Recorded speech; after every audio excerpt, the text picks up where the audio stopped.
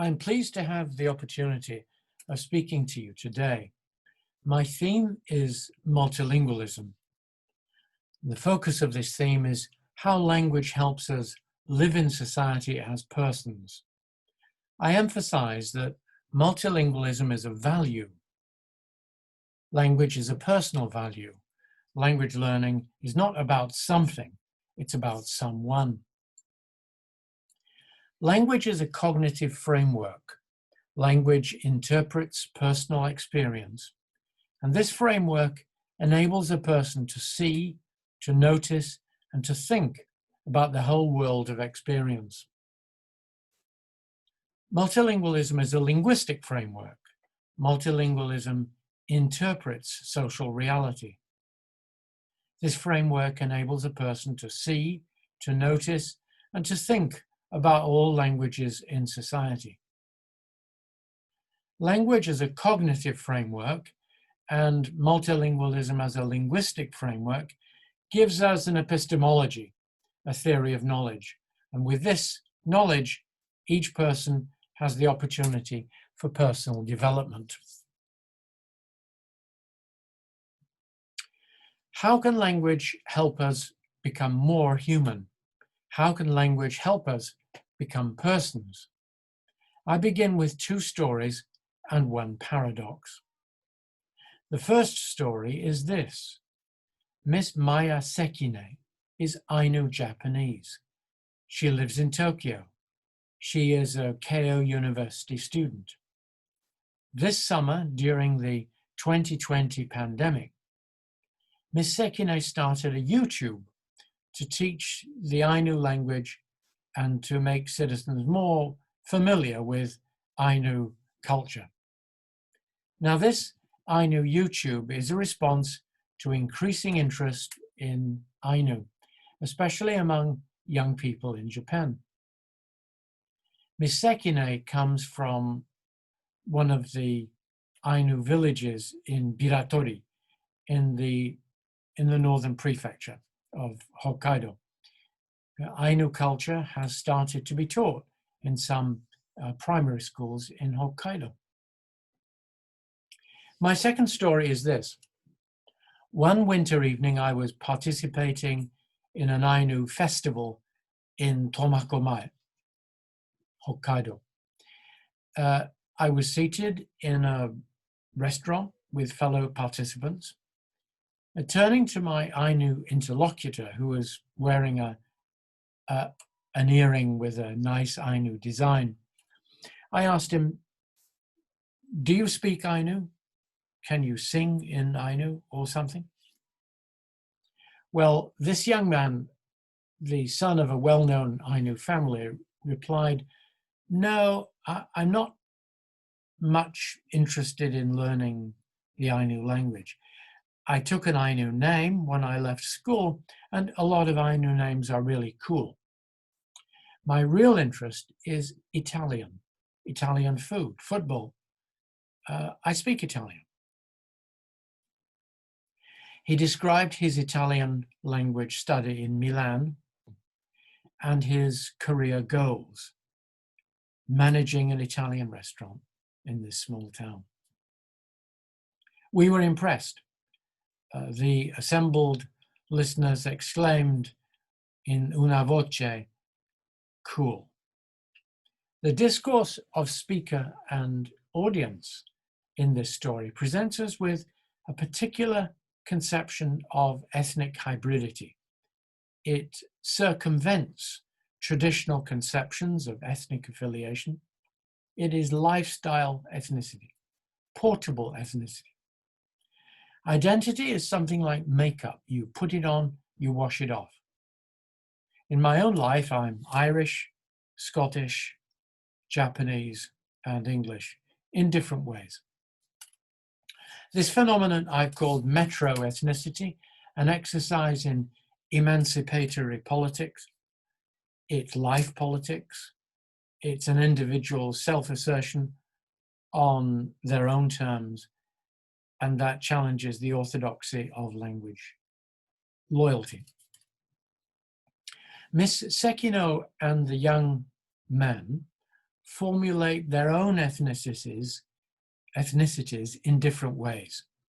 Language is fluid, not an ethnic essential.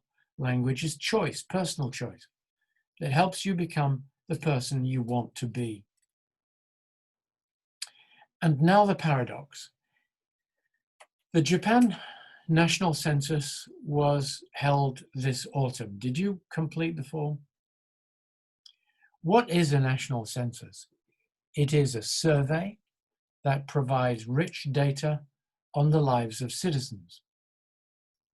A census collects data on social variables like age, sex, region, city, leisure activities, internal migration, and housing. Perhaps you noticed that the 2020 Japan census provides the census online or on paper in 27 different languages. You can answer the census on a form in Korean or Chinese, in French or Nepali, in German or Vietnamese, in Italian or Tagalog, in Spanish or Portuguese. 27 languages. This is a huge recognition of Japan's multilingualism. Japan is full of languages and language communities. However, here is the paradox. There is no question about language in the census. There is no question about the mother tongues of citizens' languages. Japan does not know. It knows that you exist and I exist in one or more of 27 different languages, but it does not record the linguistic facts about citizens, about people. The census is an opportunity for all citizens to share with each other knowledge about languages and languages in our society. But societies lack sufficient language awareness, especially an understanding of multilingualism. Well, why talk about multilingualism? Because language diversity is a social reality. There are over 6,000 languages in a world of 195 countries. Japan is a multilingual region. At least 20 languages have contributed to society in different ways and in different locations in Japan. Secondly, some languages are dying and weakening. According to UNESCO, for example, 13 languages are endangered in Germany, 26 languages are endangered in France, 11 languages are endangered in the UK, and 8 languages are endangered in Japan. We have a social obligation to understand language diversity. We have an obligation to understand why people need to learn languages, why they want to learn languages. When we say multilingualism, what do we mean? We mean the presence of languages in society.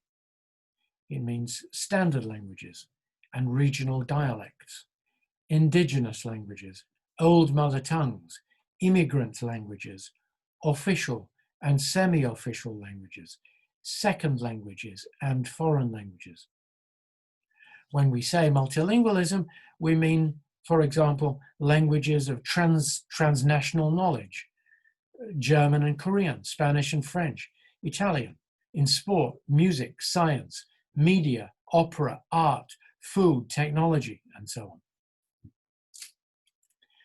However, ordinary people, politicians, even school teachers, have difficulty comprehending this linguistic framework. That is why a national census, our national census in Japan, does not include questions about language. The difficulty is part of history. it's part of ideology. It's a problem of language awareness. But we notice multilingualism when we board planes and trains and buses. Language directs us wherever we go. However, linguistics is not a subject in school. In school, children study physics in order to understand air pressure and gravity, the physical world. Children study geography in order to understand where and how people live.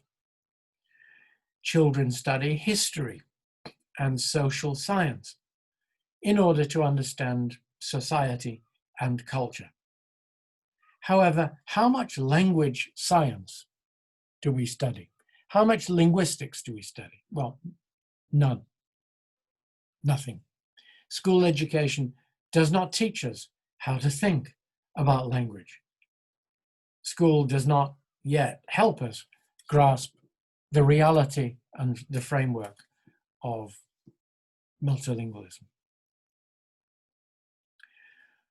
We can increase our language awareness in society by looking at our interactions, language in the family, language learning, child language, regional dialects, style, language discrimination.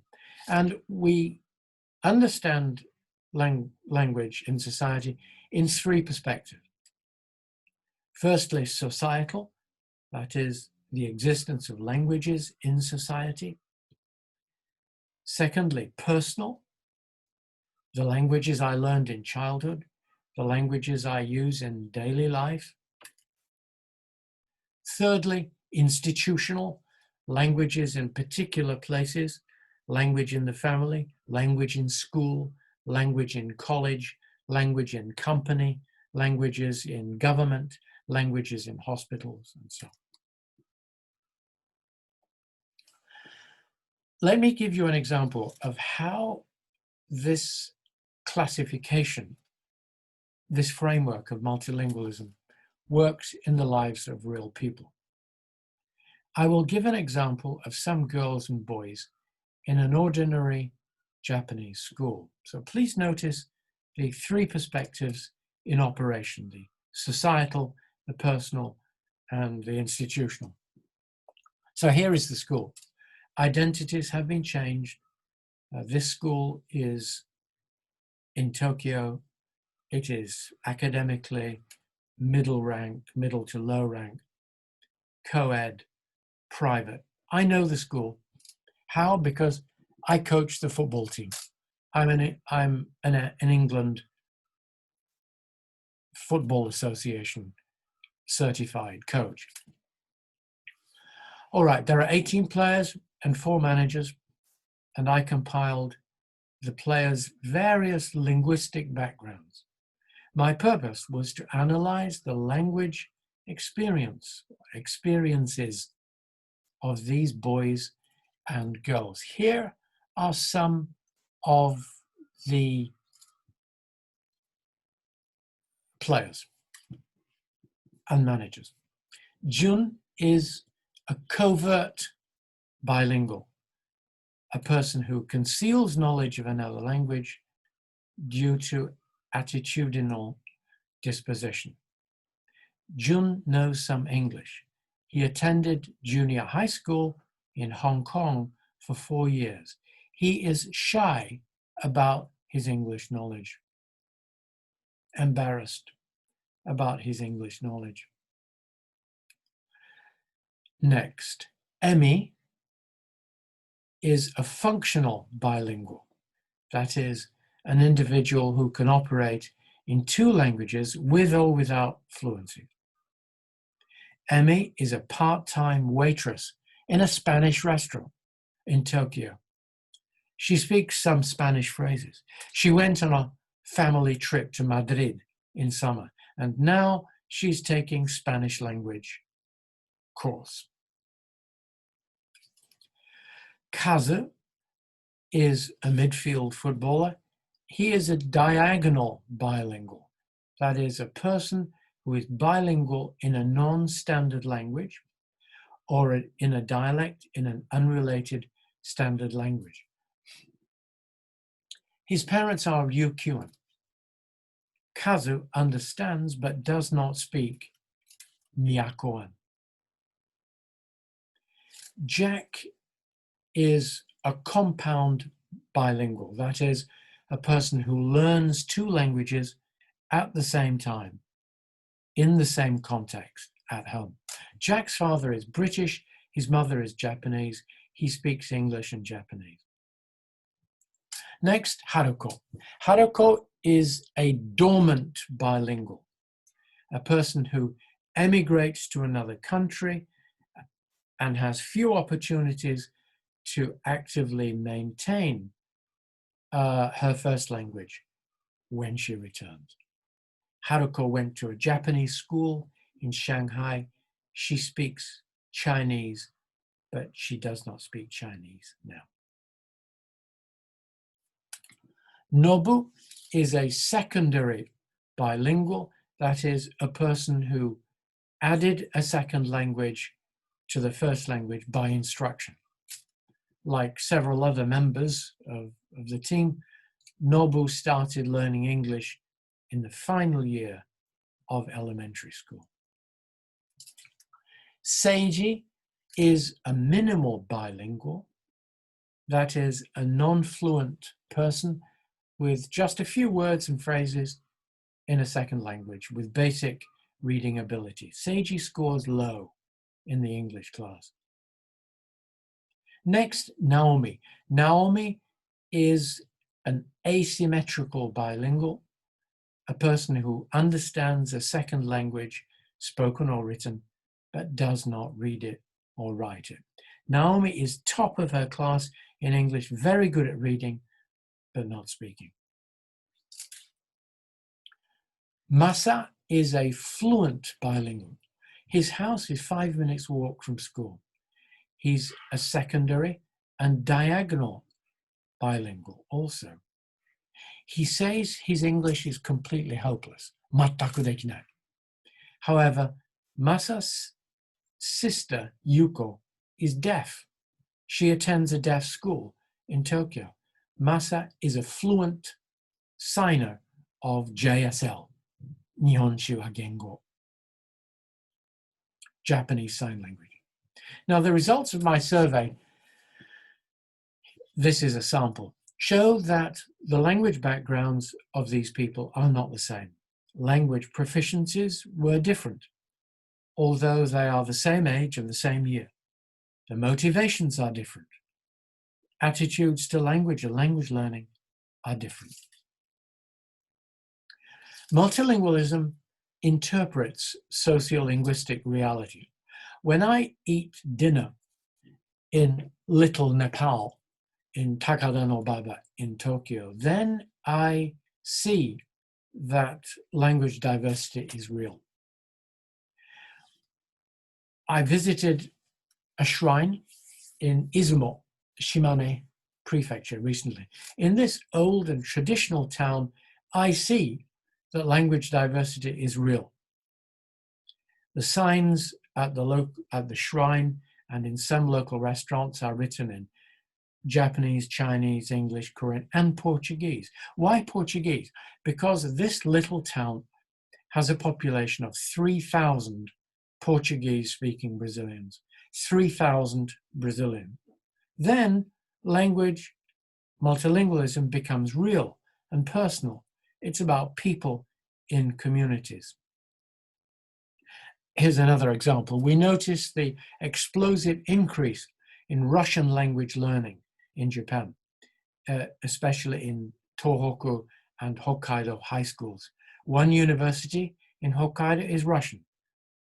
We notice universities in some other towns now have Chinese ownership, a forthcoming Chinese international school in Tomakomai. And schools in the Kushiro region designate Chinese as the selective foreign language in schools. Ainu is being taught in some primary schools in Hokkaido. We have the data. So we need to understand people's changing needs and desires regarding language. So language learners in Japan, you and me, must see their society, our society, through a multilingual lens. The language awareness of all citizens, me and you, must increase. Why? Because language usage and ideology has changed, because language is a social value. To possess a multilingual framework means to globalize language. By liberating it from private ownership, it means that English and French are pluricentric languages, not the private property of North America or France or Germany. It means that Japanese is a monocentric language, but not monoethnic, because Japanese is spoken throughout the world as a mother tongue and as a second language. Nations are custodians, not owners of language. September the 26th is the European Day of Languages. On this day, the Council of Europe actively encourages among school children in Europe awareness of languages. This is awareness of multilingualism. Perhaps February 21st should be Japan's Day of Languages. It coincides with International Mother Language Day. Japan can celebrate the role of languages, past and present, in Japan. Japan surely needs a Languages Day.